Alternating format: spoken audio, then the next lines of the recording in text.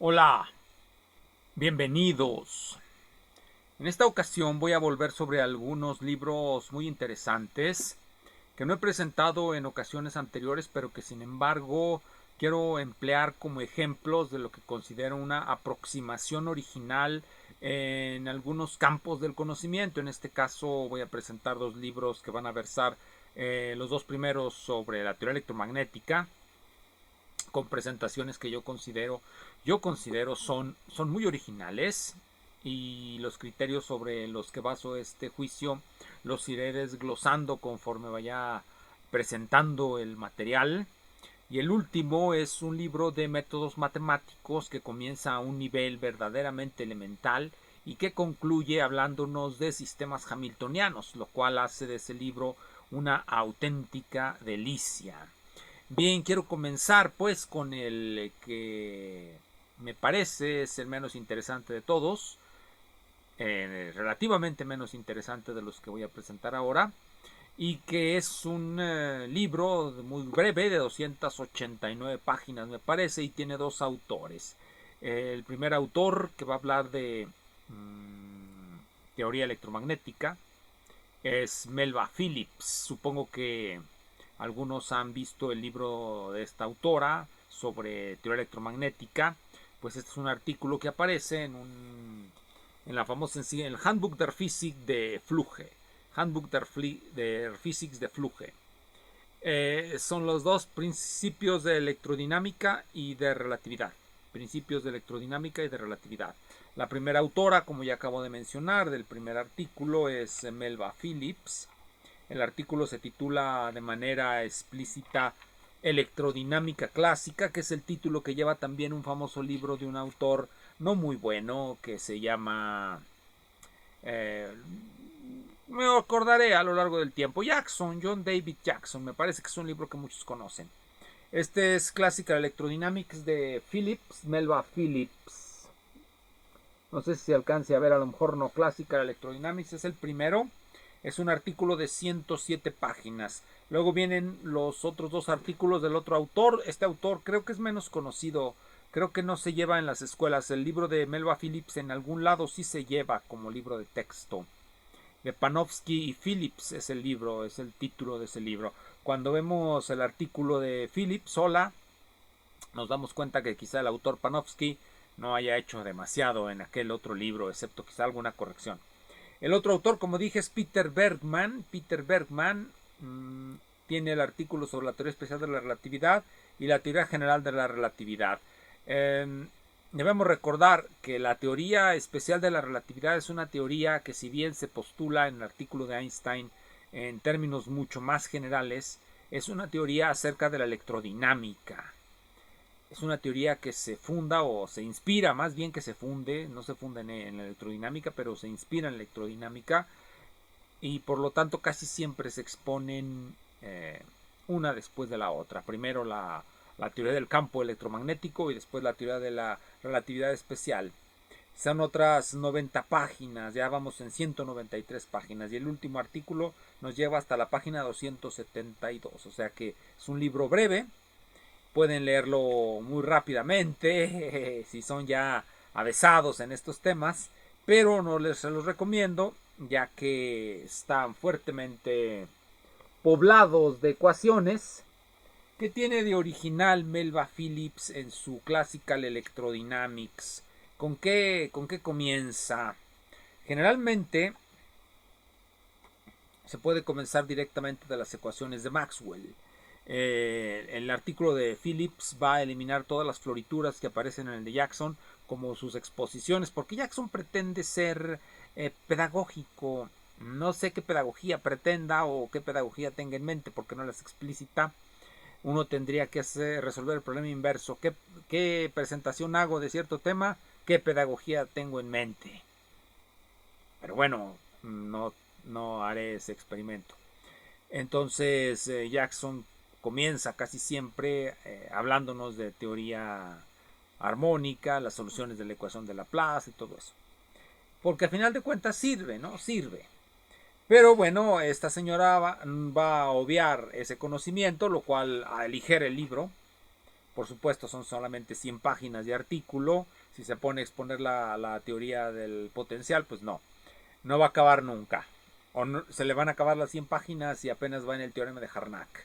Bien, entonces va a comenzar pues con el vector de desplazamiento y el campo de polarización, es decir, el campo eléctrico en la materia. El vector de campo eléctrico en la materia, que es lo que se llama el vector de desplazamiento, junto con el famoso vector de polarización de las partículas, hacia dónde se orientan. Es por donde va a empezar la señora, la ley de Ampère, la corriente de desplazamiento de Maxwell, la electrostática, y por supuesto en la electrostática partimos directamente de la ecuación de Laplace, y las famosas expansiones en armónicos esféricos, los medios dieléctricos. Realmente es un trabajo, si bien se puede pensar que es muy comprimido porque son 100 páginas, va a presentarnos un tema del que Jackson no nos habla. La presentación que hace Jackson de la teoría de norma, las transformaciones de norma, es muy mala, muy breve. Me parece que siempre es nada más el principio de un capítulo o un capítulo muy breve. Entonces va a empezar con la señora Phillips en lo que se llama parte 5, relación de los campos a las fuentes macroscópicas, porque nos va a presentar la teoría microscópica del campo eléctrico, así como las cargas, los cuerpos cargados macroscópicamente siguen las leyes de Maxwell, los cuerpos cargados microscópicamente, las micropartículas, también han de seguir las leyes de Maxwell. Entonces se debe trazar una relación entre las micropartículas y las macropartículas, los cuerpos masivos de tamaño macro. ¿Cómo se hace esto? Con promedios. Hay las ecuaciones microscópicas de Maxwell y las ecuaciones macroscópicas de Maxwell, que son las más comunes. Por eso habla de la relación de los campos a las fuentes macroscópicas. En este capítulo va a introducir el método de los potenciales. Y cuando nos habla de los potenciales los va a relacionar a lo que se conoce como el potencial de Hertz. En el libro de Jackson, en la edición que yo recuerdo haber consultado, el potencial de Hertz se introduce únicamente a manera de ilustración, es una página y ya nos olvidamos de él. En cambio aquí no, lo desarrolla perfectamente bien la solución de Hertz. Y luego pasa a las expansiones multipolares del potencial de Hertz.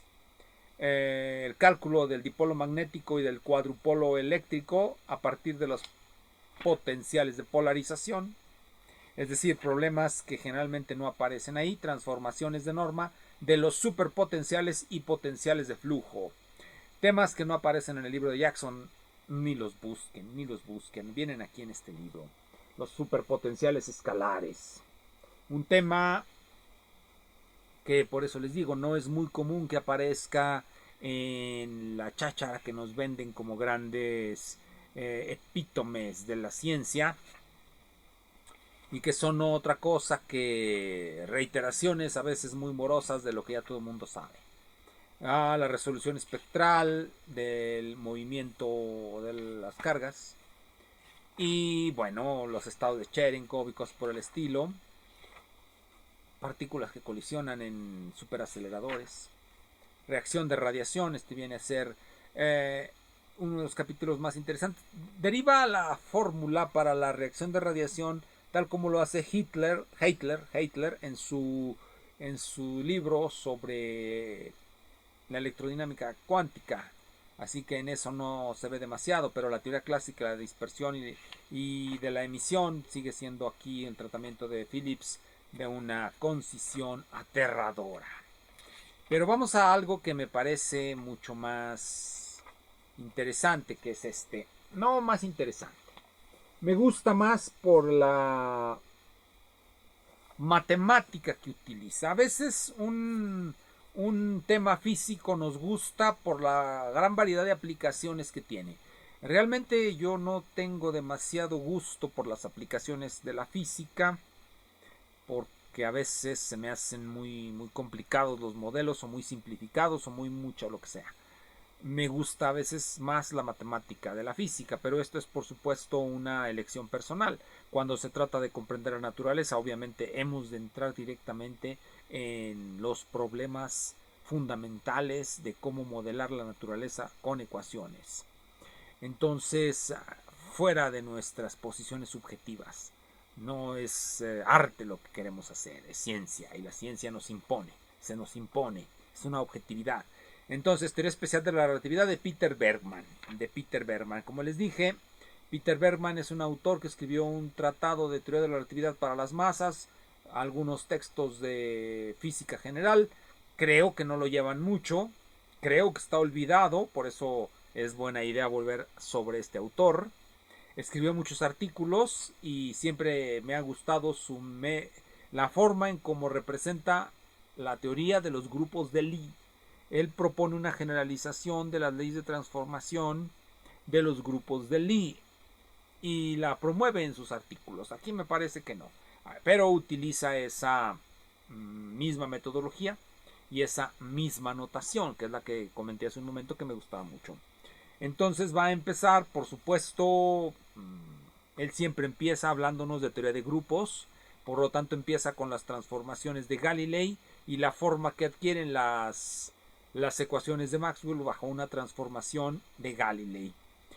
¿Y qué ley de transformación se sugiere una vez que hemos transformado las ecuaciones y nos las escribe? Es lo primero que escribe, lo que se llama la teoría no relativista de Maxwell-Lorentz, con transformaciones de Galilei. Encuentra lo que se denominan las normas galileanas para resolver las ecuaciones de Maxwell cuando introducimos potenciales. Hay toda una... creo que había hasta una revista que se llamaba Electrodinámica Galileana.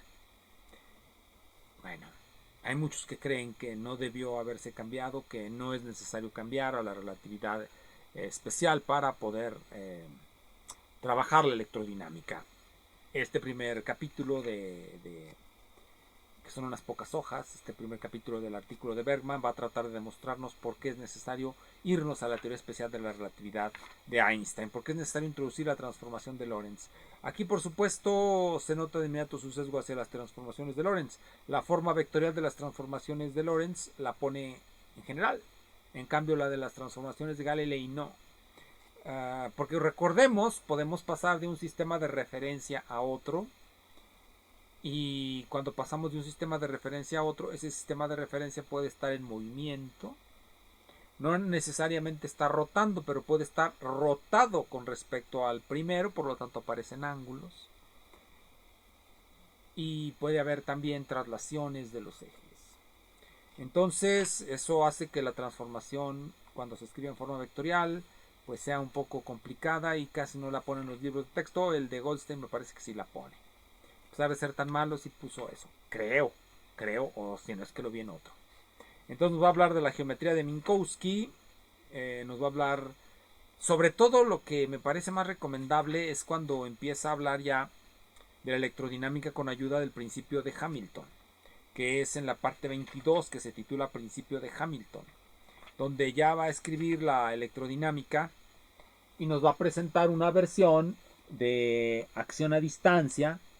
Esta, me parece que este es el lagrangiano de Fokker, o la acción de Fokker.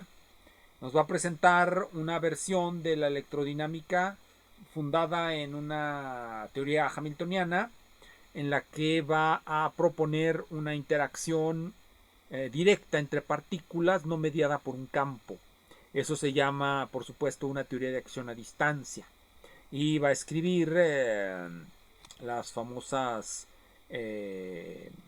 acciones invariantes de Lorentz, pero de acción a distancia. No es acción instantánea a distancia, es acción retardada.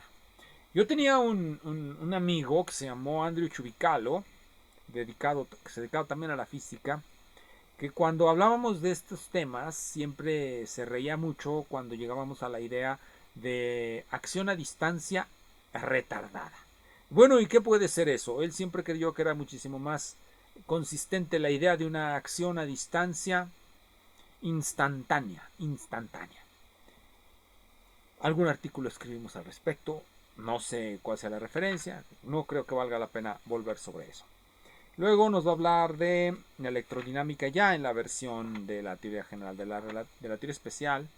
Y finalmente el último artículo es sobre teoría eh, general de la relatividad. Pero de ese ya no hablaré mucho porque lo que me interesaban eran esos dos. Ese libro, si lo encuentran, cómprenlo porque es muchísimo más interesante cuando lo estamos leyendo que cuando nos lo están platicando. Pero vamos a otro libro que pretendo tiene originalidad. Es de autores franceses, Fleury y Mathieu, y se llama Corrientes Alternas y Ondas Hertzianas. Corrientes Alternas y Ondas Hertzianas, de Fleury y Mathieu. La diferencia fundamental que vamos a encontrar entre este libro de Fleury y Mathieu con la presentación de Melba Phillips es la orientación que le dan al tratamiento de los temas. La de Melba Phillips es una orientación muy teórica, y teórica quiere decir se centra sobre todo en los campos, la forma en cómo establecemos las ecuaciones, la forma en cómo las escribimos, la forma en cómo nos representamos esos campos en la materia o en, etcétera, en diferentes materiales, en el vacío, en el éter, y las técnicas matemáticas para resolver ciertos problemas muy generales, muy abstractos.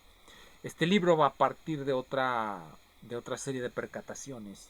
Hay un gran conocimiento de máquinas eléctricas, de construcción de máquinas eléctricas, condensadores, motores trifásicos, todo ese tipo de cosas que la mayoría de quienes se dedican teóricamente al electromagnetismo y que se la pasan hablando del cosmos, generalmente no conocen.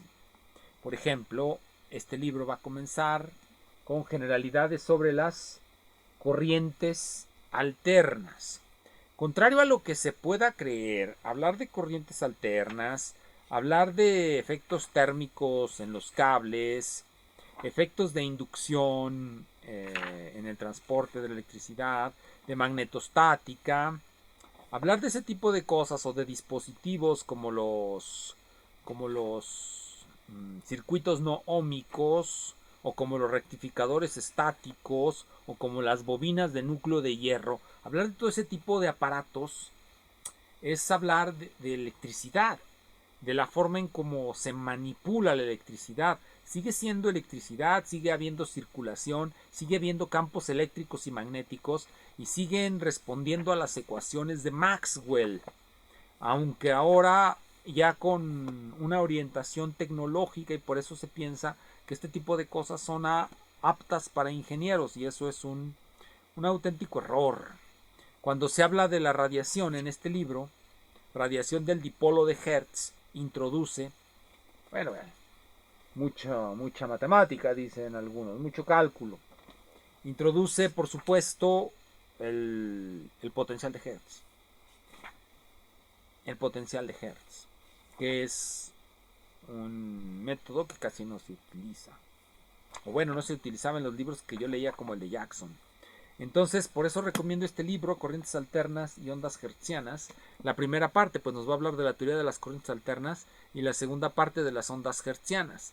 Necesitamos esto para poder tener una idea de la base material de la producción de ondas hertzianas.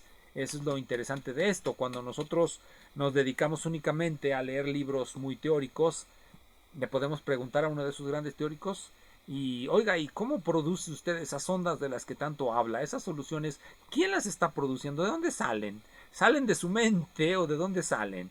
Uno puede hacer ese tipo de preguntas. Vamos al último y no las van a responder.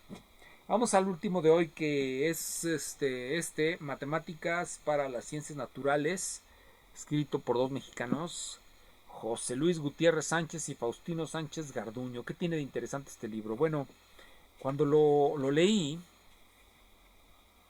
en la primera parte que se titula Las piedras angulares, cuando uno encuentra un libro, Matemáticas para las Ciencias Naturales, bueno, nos vamos a encontrar nuevamente una seda revisión de los polinomios de Legendre por chorrocienta mil veces, o los polinomios de Chebyshev, o cualquier cosa de esas que tanto aparecen en los libros de métodos matemáticos para físicos. Lo que pasa es que este es Matemáticas para las Ciencias Naturales. La física es una ciencia natural en alguna clasificación. Lo interesante es que este libro no está dirigido a físicos, está dirigido a casi todo lo demás de las ciencias naturales, aquí lo dice el autor. Y grupo de biomatemáticas, este es un libro que está dedicado a biología general, química, oceanología, biología pesquera, hidrobiología, agronomía, manejo de recursos naturales. Y puede usarse como obra de consulta en las licenciaturas de físico-matemáticas y en posgrados de ciencias de la vida. Ya desde ahí, pues obviamente el material que elige y las técnicas matemáticas que utiliza no son las que se suelen elegir en esos textos de métodos matemáticos para físicos o químicos. Aquí va a empezar desde lo elemental, las razones, explicándonos lo que es una razón entre números, lo que son las operaciones con los racionales, lo que son las representaciones de los números en base 10, o como él llama representación decimal, el famoso desarrollo en potencias de 10. Cuando yo doy mi curso de física, de lo primero que hablo, la primera pregunta que les hago a mis estudiantes es, ¿saben ustedes sumar? ¿Saben ustedes sumar? ¿Saben sumar? Y generalmente, por supuesto, yo sé que la respuesta de todo el mundo es sí, sí sé sumar. Ah, muy bien. Y entonces sugiero a uno de los que están presentes, bueno, entonces podrás sumar lo que voy a poner en el pizarrón. Y en el pizarrón pongo una fracción continua finita. Súmela. No la saben sumar. Bueno, sumemos unos quebrados, sumemos unos números partidos. Muchos ya ahí sí saben sumar, otros no. ¿Qué saben sumar? Saben sumar números enteros, números enteros. Es que no distinguen a veces las personas por un olvido en su formación, por lo que sea, porque pasó ya mucho tiempo de que lo vieron, a lo mejor lo vieron en primero de primaria o en primero de secundaria, qué sé yo, y cuando llegan a los niveles de la preparatoria, que es el nivel superior de la educación elemental, ya no recuerdan lo que vieron en el nivel elemental de la educación elemental. No saben que hay números naturales, números enteros, números fraccionarios o partidos, números racionales, números irracionales, números complejos, números hipercomplejos, números algebraicos, números peádicos. No saben todo eso, pues hay muchos tipos de números. Y por supuesto hay reglas para manipular esos números. Y es ahí donde entramos en problemas. Este libro los va a presentar desde el principio. Y según uno va ascendiendo a lo largo de los diferentes capítulos, debe uno concluir en las ecuaciones diferenciales y en los sistemas hamiltonianos. Un libro excelente, muy original en su presentación. Ojalá sea leído por muchos de ustedes. Muchas gracias.